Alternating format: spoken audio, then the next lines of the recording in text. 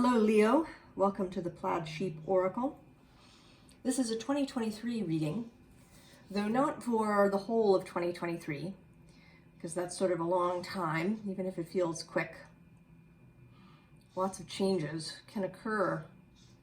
This is a coming out of the gate, out of that stillness, kind of flavor for the beginning, at least, of 2023, and maybe for some things that might go on into the future.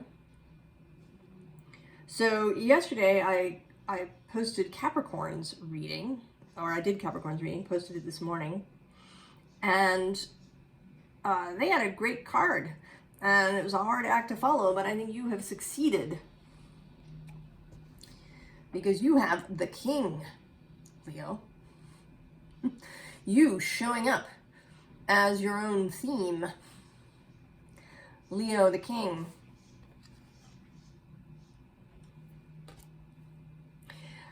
Now, astrologically,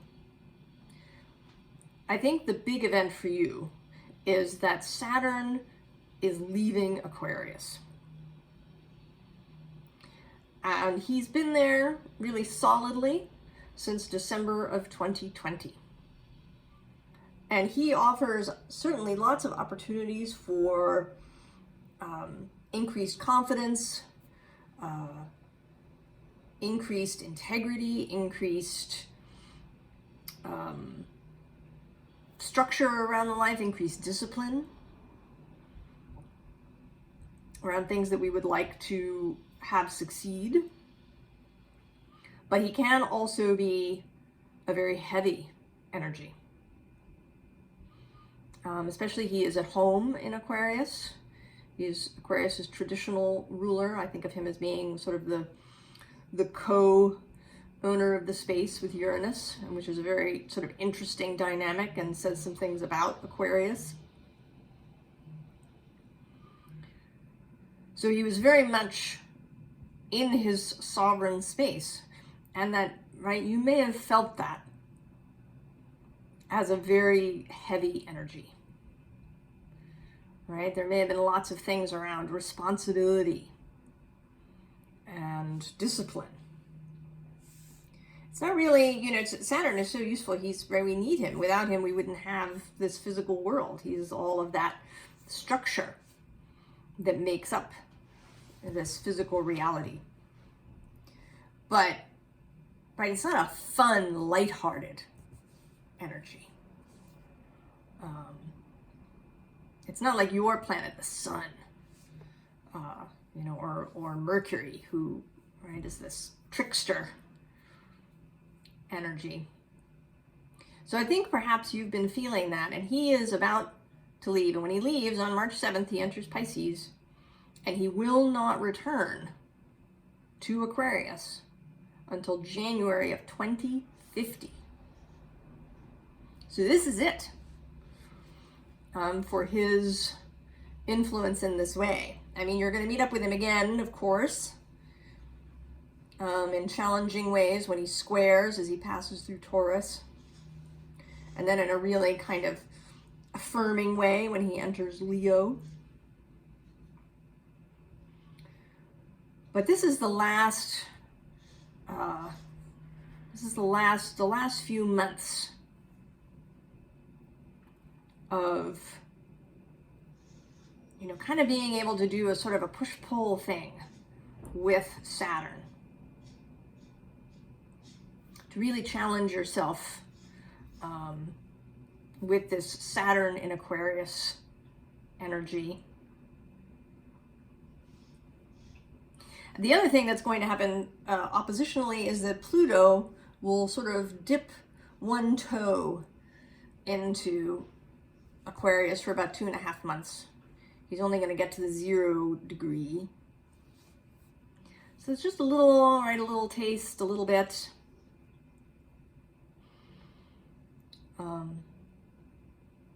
And you have the ongoing Uranus square.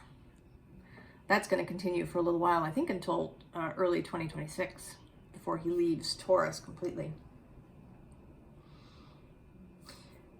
We begin here with this Four of Voices, which I think is a very nice sort of response that one can have to a heavy Saturn energy, right? To not resist it, but to kind of settle in, to be open to what Saturn might have to say. Particularly what he might have to say about, you know, how to really make your heart-based choices and desires come to life. Right? In this page of emotions, the Page of Cups, right? This is a very you card, Leo, right? That glowing heart, like sunlight, and this red outfit. And then there's this kind of mystery down here in the sacral area happening, right? The space of creativity. And we've been talking for a bit now about our own personal grail, right? Our heart space, our creative, loving space. And that's really what you're about, Leo. I've also been going on about how the signs have become distorted in, you know, in our society. How we see things, we tend to overemphasize some things and underemphasize other things, and it creates this distortion. So the distorted view of Leo is that Leo just wants the spotlight. Leo is self-centered and selfish. You know, they just want all the attention. But, you know, Leo, right, is heart-centered leadership, among other things, and creative leadership. Right? Leo is the bonfire where everyone can gather. And it might, right, it might center sort of around a single person or a small group. But that person, you know, is kind of providing a focus, is providing inspiration for the group, which can then, you know, go across the way into Aquarius and create change on a societal level. But we do, right? We need leadership. Right? We can't exist kind of like the Borg in Star Trek, right? Which are sort of a hive mind, except they're also sort of a distorted hive mind idea, where no one has, you know, their own individual ideas. Everything is done solely for the advancement of the group, regardless.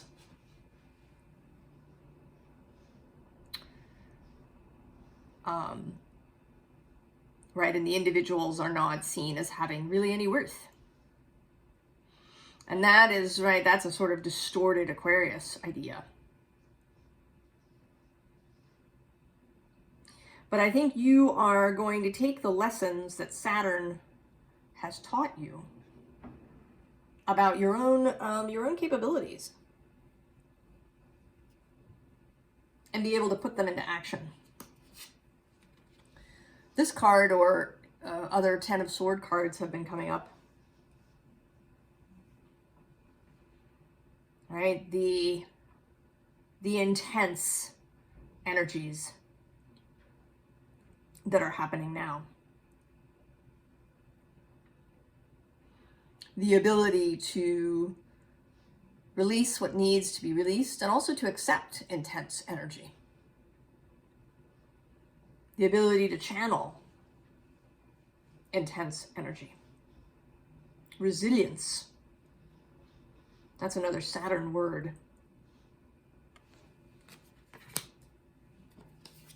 And then the Three of Cups, Three of Emotions. And this card, to me particularly, this version of the card, talks about united will. A united emotional will. where all of your parts can move forward together with a unified purpose. Where you've, conversed with your inner parts, with your inner accountant and your, inner critic and your inner visionary. And have come together on how to proceed.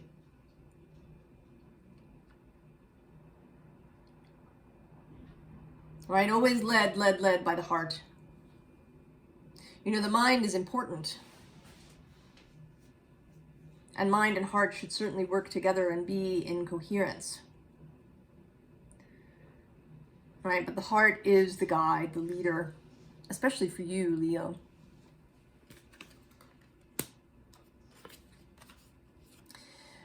And then we have, right, this also sort of Saturn feeling card where you've been discovering how to use your resources, right? How to take care of your physical being, right? Your body, your health, yourself. And how to use, right, the resources that you have. Right, and the ability to see all the different ones, right? She's kind of, right, she's got her eyes closed and there's all these roses around her, including this giant rose right over her head. And you are learning to turn your head and to see that big rose that is about the, resources and well-being of all, of the all that is.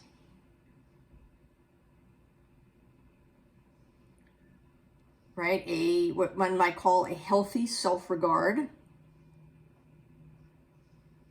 That you can have things for yourself. And you can have things for others. Both are good. Right? When they are done with integrity and joy and a heart-centered approach. And that takes you, right, across this bridge into a whole new space. This muse of materials in this deck appears in the sequence as the king, but it's more than that. They are portal cards. Right? They are the apotheosis, the completion of the suit. Moving into a whole new physical realm.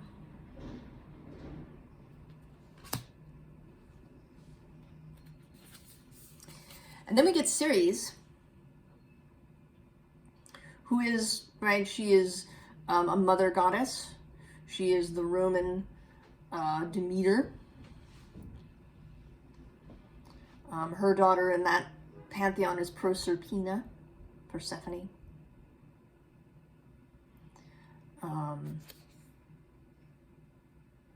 Right, she is about the cycles. Right, spring through winter. She's about growth, husbanding, nurturing growth.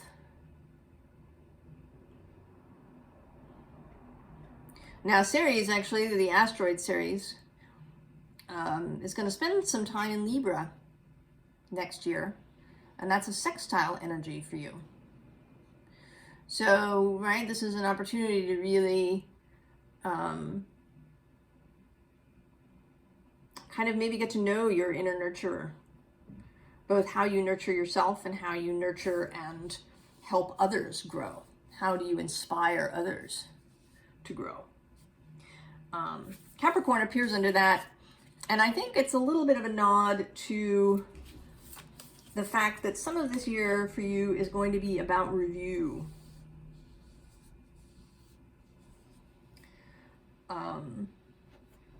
But we'll get to that in a second. We start with this midheaven card, right? The 10th house the culmination, right, the highest point in the chart on that day when you were born.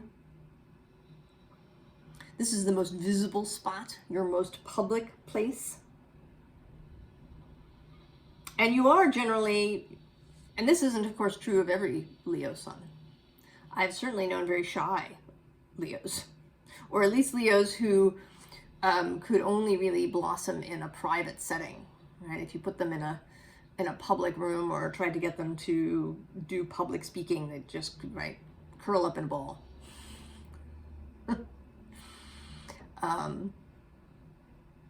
So, you know, wherever you know, are able to be public, right? That doesn't mean that you have to, you know, be public with 10,000 or 100,000 people.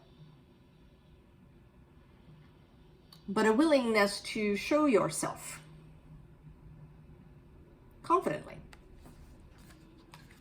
To really know, you know, what you would like to put out into the world, what you would like perhaps your legacy to be, if that interests you. How you would like, right, because the sun is, right, here you are. The sun enjoys being in the 10th house.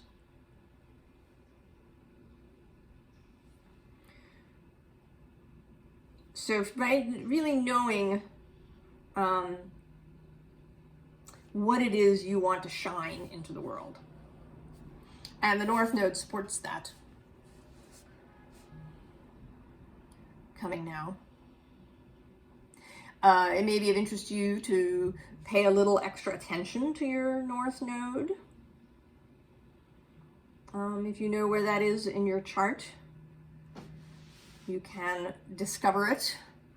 If you go to a chart software like Astro.com or AstroSeek.com, you can find where your North Node is. Kind of what you are striving, how you are striving to move in the world. Your South Node being what comes easily and naturally and where you may default, especially in moments of stress.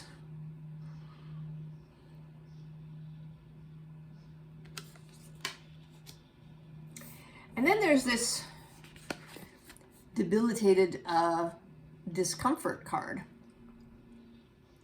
And I think this is a bit of a challenge, right, to, you know, because theoretically, right, the sun is debilitated in Aquarius because it is at home in Leo. So that Aquarius is this kind of debilitated energy. But is it really? Or is it that we somehow as humans, right, as a society kind of see it that way? Because I think that the planets are comfortable everywhere, right? I mean, they've been here for a heck of a lot longer than we have, billions and billions and billions of years. They were here for billions of years before we showed up. I think they are comfortable, right, that they're sort of pure energies. They're energies as beings. But their energy changes as they move through these different spaces, right? How they are expressed, right? The sun is expressed quite differently in Aquarius than in Leo. And I think it's we humans that sometimes have problems with that. That feel this as a debility or a fall.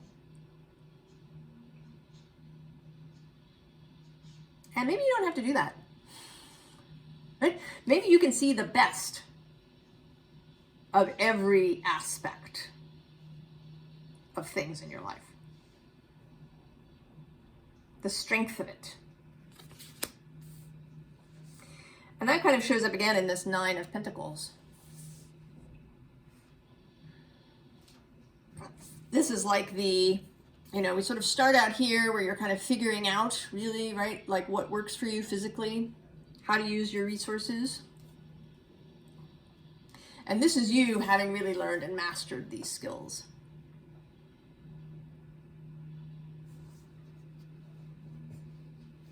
Right? A theme that has shown up in many of the readings is working with an element that we think of as incompatible. So in this case, fire and earth, right? Uranus moving through Taurus, the fixed earth sign that squares yours.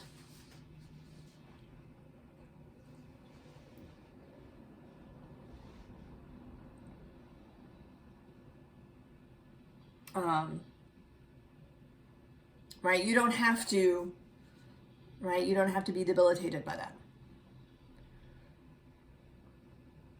Because you have all of these elements in you, right? They're all in your chart, even if you have, even if you don't have a placement in Earth.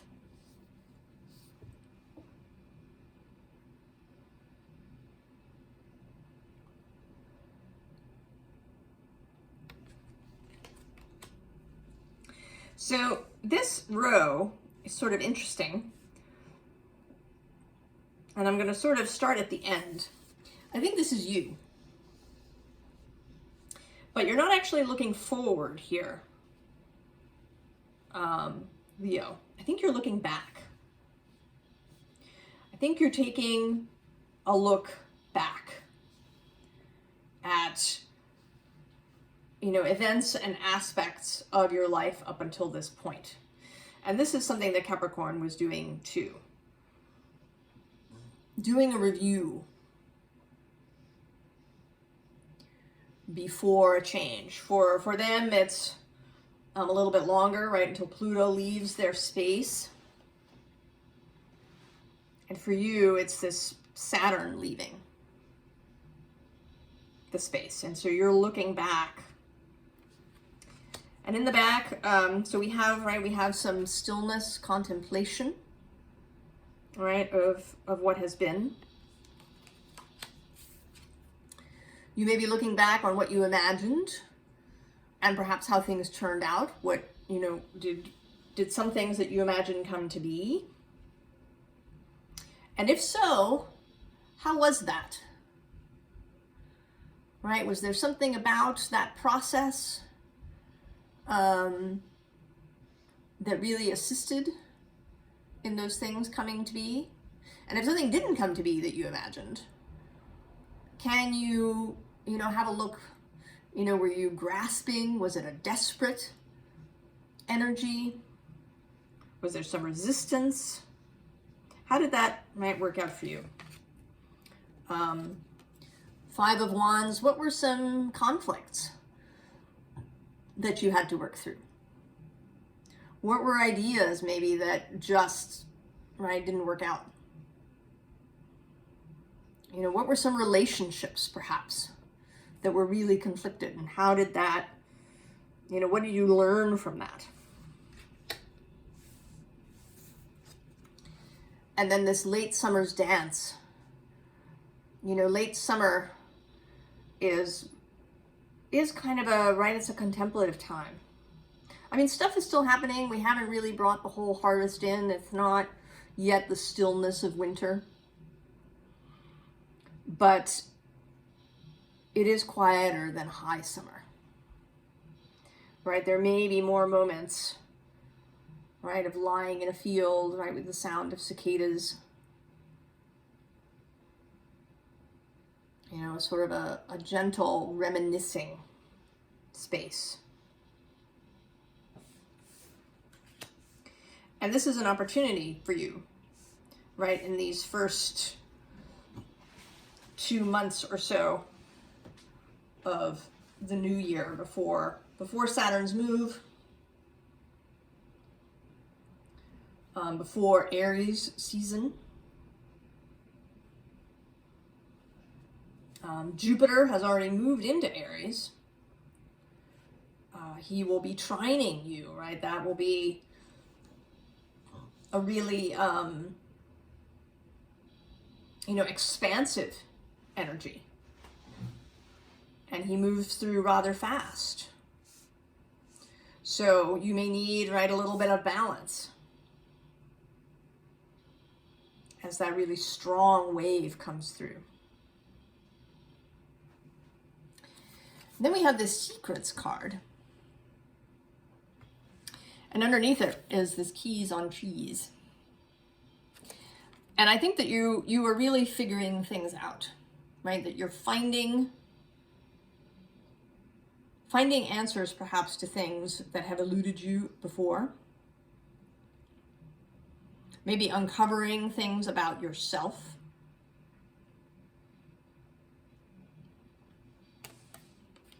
About what you really want.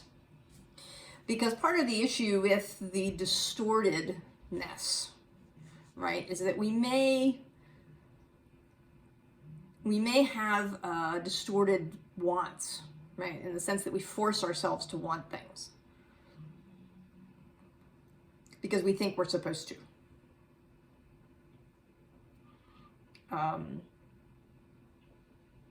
We may think we're supposed to be a particular way. So if you've been thinking that you are, that you're supposed to be really a people person and gregarious and that you're supposed to love the spotlight, and maybe you don't. Maybe you don't love any of those things and you've been having a really hard go because you've been trying to force yourself into something that doesn't actually come from the heart. You don't have to adhere to anybody else's vision of what Leo means. That is, right, what Leo means for you is what Leo means for you.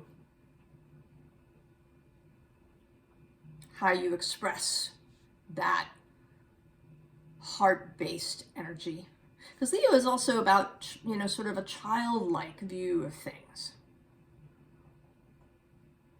Whimsy and lightheartedness and wonder.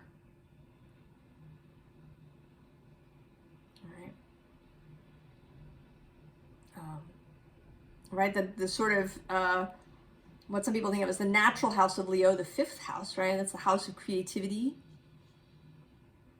and the house of children.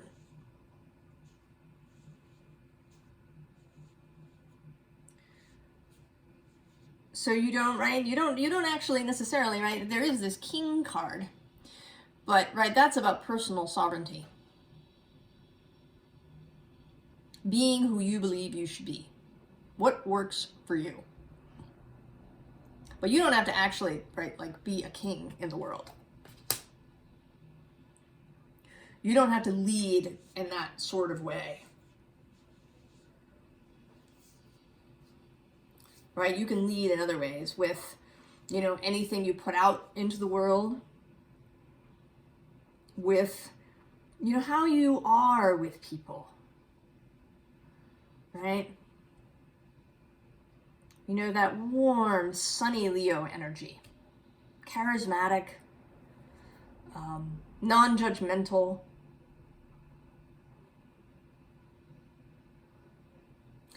And here, right, this like a bird, I actually sort of feel this is a kind of a restricted energy a little bit today for me, right? She's holding this bird back. And it may be that you've been feeling this through this Saturn transit. Especially if you do have your sun, in particular, in Leo, or Venus or Moon, which can sometimes feel especially restricted by this structured energy of Saturn. And then we have this, Becoming. Right? This is a much more Leo card, isn't it? Right? She's even got fabulous hair. Right? And now the bird is no longer restricted. The bird is there on her shoulder,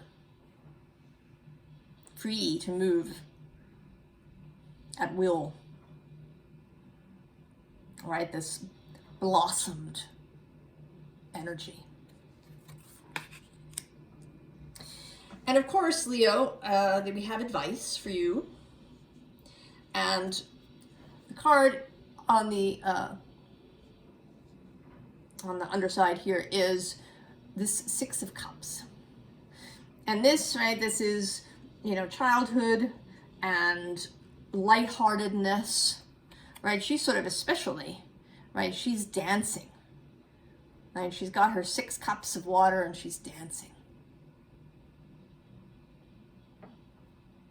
So to keep a light heart, Leo,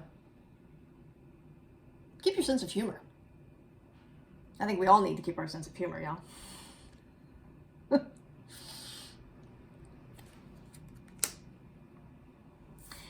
And so then, right, the moon,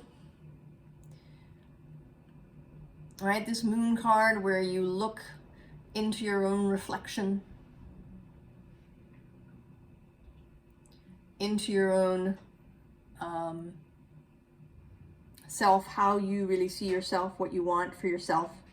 And Saturn actually is moving, right, he's moving into Pisces, which is a moon space, along with Cancer, who's next to you.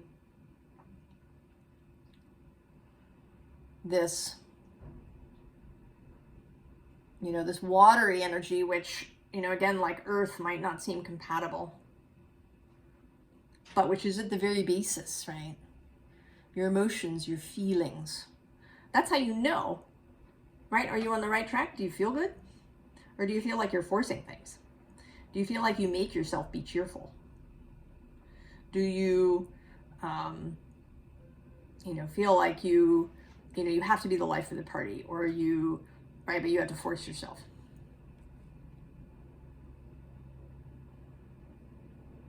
Right, the feelings are the guide, they're the compass.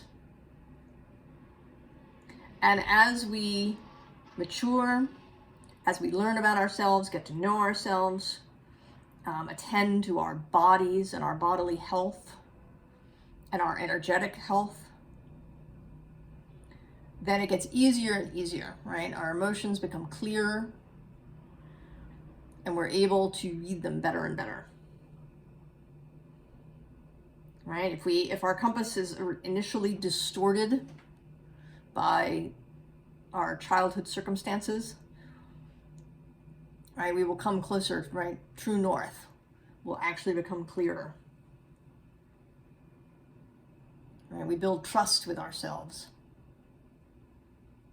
by entering, right, by entering into our feelings, by being willing to feel things. Be willing to feel things fully. You know, don't, right, just use your fire to kind of go past them, or to be cheerful on the other end, right? Because that's what you think you're supposed to do. And then we have the devil, which I think is pretty fabulous, especially, right, the devil in this deck is really about making personal choices regardless of what society or any other structure around you says. This is personal Saturn, right? Saturn is associated with the devil. This is Capricorn's card, all of the 3D physical world. And the distorted Saturn that says, you must listen to authority. But you have your own personal Saturn, your personal authority, right? If you can, right, if you get in touch with your heart and your feelings, your integrity, then you can trust yourself. You can trust your personal Saturn. You don't have to do what authority says, or what your, you know, even what your personal group, your family, your space says. It will give you the courage, right, to do what you believe is right. And to have fun, right? He's a fun devil, right? He's like, you know, he's kind of a heart-light devil, right? He's whimsical and interesting, and right, he's got this crown of fire. Right, he's cool. Right? Remember your coolness, Leo. And then this Two of Swords. All right, choosing wisely. Right? Choosing wisely. Choosing based on what you know to be true for yourself, what you believe to be right. Evaluating new ideas, people, events, jobs, relationships. Passing that through your own space. And it doesn't mean that you have to enter into conflict with people, right? That you have to be judgmental, right? The Two of Swords is also, right, the ability to allow other people to have their point of view as well, right? Their heart truth.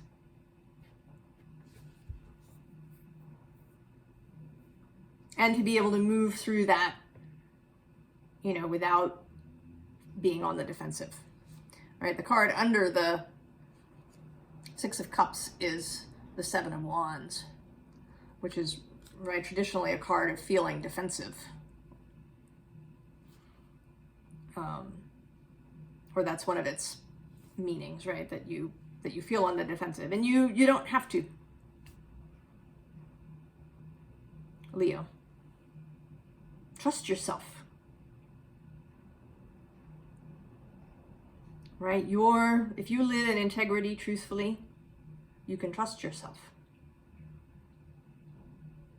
Right? Even if you make mistakes. If things don't always go exactly according to plan. You have the resilience and the capability. You have those things. So take this time, Leo, to have a look back on perhaps how the structure of your life has changed since Saturn's been in Aquarius. What you'd like to do going forward. You don't have to rush out of the gate. You can move deliberately, responsively. And I'm excited for you, Leo. I mean, this is really cool. Great Leo-ness. I wish you all the very best, Leo. And I will see you in the new year. So long.